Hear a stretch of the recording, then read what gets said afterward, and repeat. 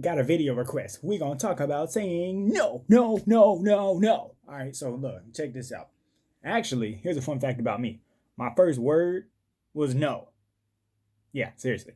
So, anyway, I guess that means for me personally, from a very small child, I was very well aware of the power of this word. That's probably one of the most powerful words in this language. Now, we're not just going to talk about the word no, we're also going to talk about two other words that go along with this, and that's not and never. So, no, not, and never.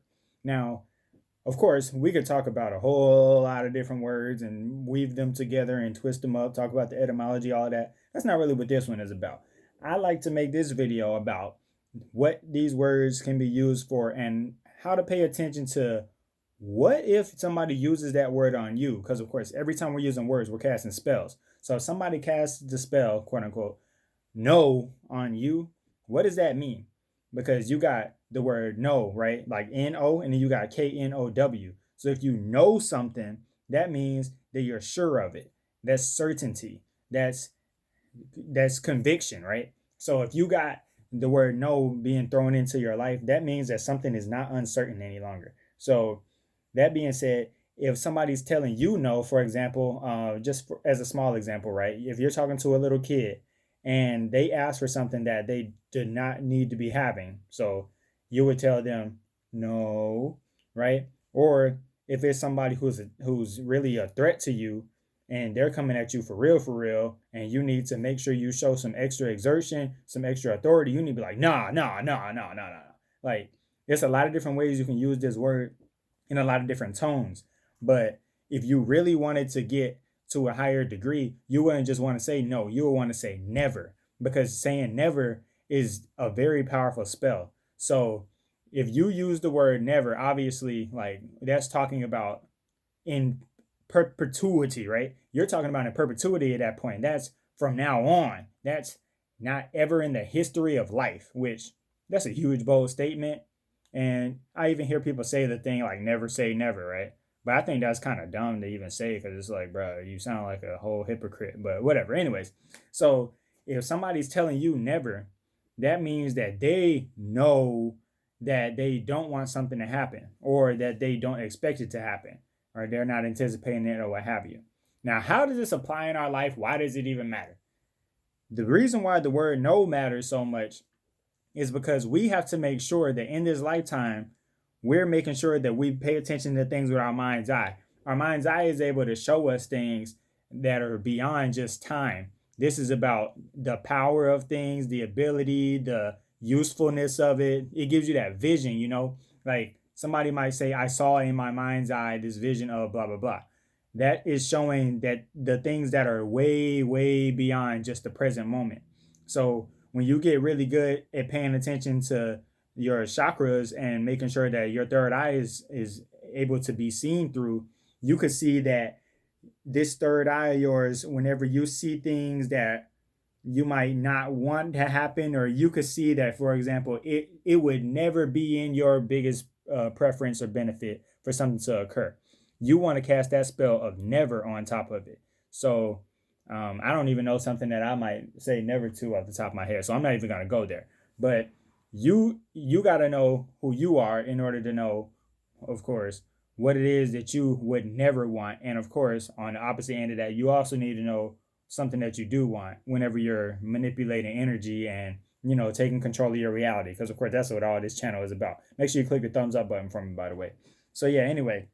So what if somebody tells you no? If somebody tells you no, no means no, right?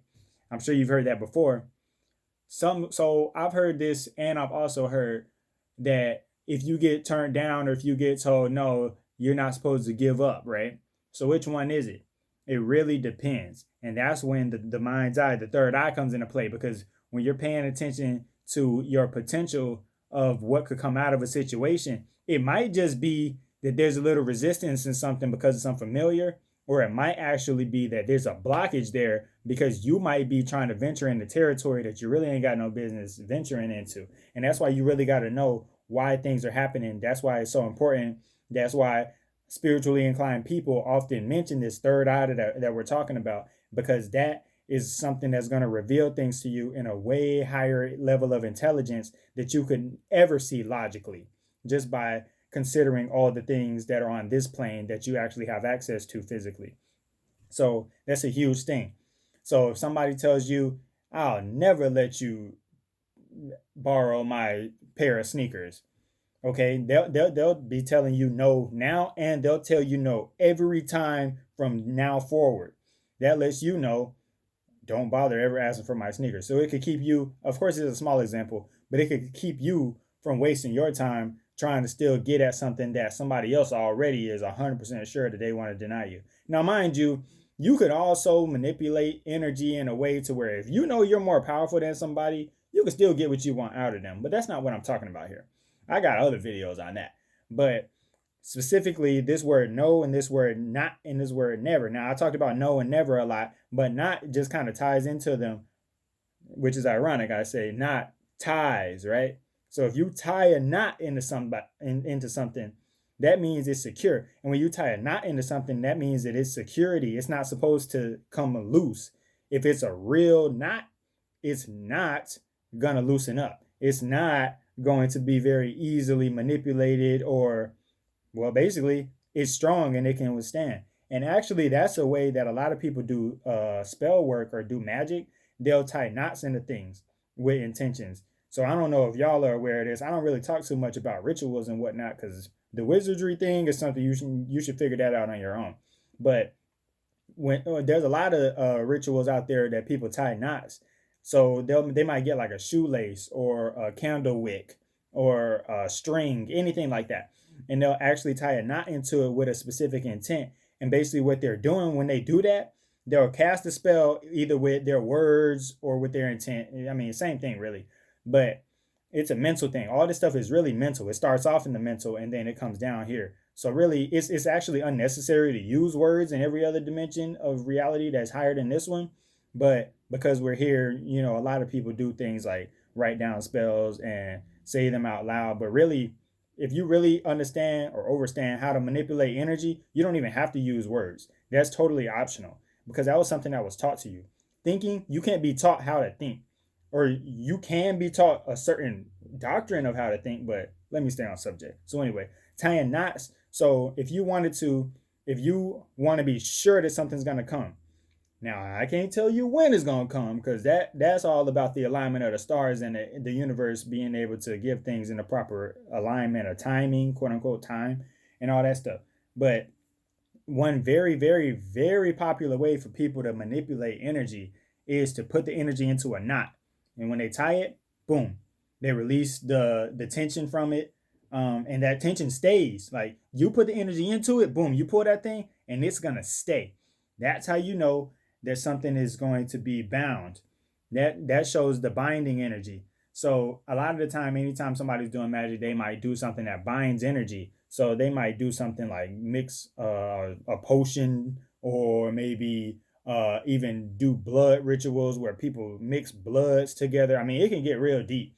And that's because a lot of these things are about binding. And when you bind something, of course, that's what contracts are. All this stuff is the same thing in different dimensions of perception. Of course, a contract, or like a physical contract on paper, that's in the second dimension. So if you're doing all of this, it can either go in higher or lower. Of course, that's up and down is an illusion, but that's another video for another time. But the tying the knots thing, you could probably do that very easily, and I bet you see results. But of course, whenever you're doing these things, you got to already know that it's gonna work. So if you're the kind of person you're not really too experienced with manipulating energy and stuff, it might take a while for you to really build your confidence up. So you should start with something really small, quote unquote small, and prove yourself right. And then as you prove yourself right about things, as you continue to do more and more and manifest bigger and bigger things, your confidence levels will increase. And before you know it, you'll have the world in the palm of your hand.